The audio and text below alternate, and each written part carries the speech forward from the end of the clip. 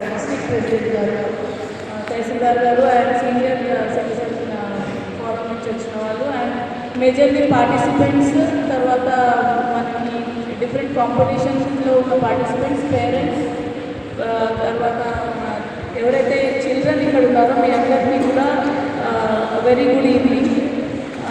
ఈరోజు ఇందాక మాట్లాడిన వాళ్ళందరూ చెప్పారు ధ్యాన్చంద్ గారి యానివర్సరీని మనం నేషనల్ స్పోర్ట్స్ డే చేసుకుంటున్నాము అనేది అయితే మనందరికీ తెలుసు ఇప్పుడు. బట్ అదర్వైజ్ మనం చిన్నప్పటి నుంచి కూడా మీరందరూ కూడా ప్రతి ఒక్కటి క్రికెట్ ఎంతమంది చూస్తారు ఇక్కడ? అందరం చూస్తాం. అది క్రికెట్ ఫేవరెట్ గేమ్ ఎవరికి ఉంది ఇక్కడ? Raise your hands. క్రికెట్ చూడట్లేదా మీరు? పారా అంటే దివ్యాంగులకు కూడా కాంపిటీషన్స్ నిర్వహించడం జరిగింది.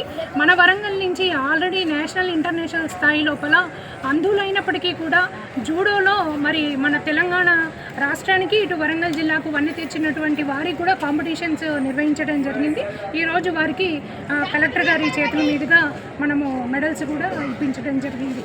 ఇది ఏంటి అంటే క్రీడా అభివృద్ధికి మొదటి సోపానంగా ఇటువంటి సంబరాలను తీసుకుంటూ ఇందులోంచి కూడా టెక్నికల్గా మేము చేసే పనిని కూడా చేసాము. ఎవరైతే టాలెంటెడ్గా ఉన్నారో వాళ్ళని ఐడెంటిఫై చేసుకుంటూ ఆ యువతలో ఉన్నటువంటి వాళ్ళని మేము సెపరేట్గా రాసుకొని మున్ముందు చేసే కార్యక్రమాల్లో వాళ్ళని భాగస్వామ్యం చేయాలనేటటువంటిది మా యొక్క ఆలోచనగా ప్రతి ఏటా మనం నిర్వహించుకునేటటువంటి జాతీయ క్రీడా దినోత్సవాన్ని ఈరోజు అంగరంగ వైభవంగా మన ఓసిటీ స్టేడియం ఇండోర్లో జరుపుకోవడం జరిగింది. దీనికి ముఖ్య అతిథులుగా మన జిల్లా కలెక్టర్ సత్యశారద గారు ఇచ్చేశారు. అలాగే జీడబ్ల్యూఎంసీ కమిషనర్ గారు వాజ్పేయి గారు, అలాగే అడిషనల్ కలెక్టర్ గారు సంధ్యాప్తి గారు ఇచ్చేయడం జరిగింది.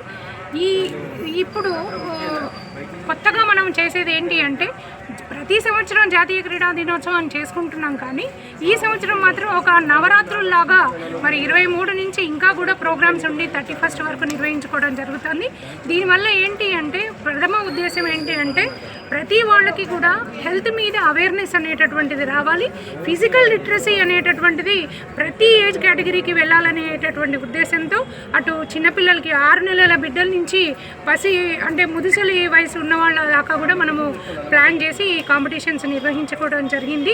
సో దీనివల్ల ఏంటంటే అటు ఉమెన్ కానీ, పారా కానీ, సీనియర్ సిటిజన్ కానీ, అంటే ఏ ఒక్క కేటగిరీని వదిలిపెట్టకుండా సమాజంలో ఉన్నటువంటి ప్రతి ఒక్క కేటగిరీకి సంబంధించినటువంటి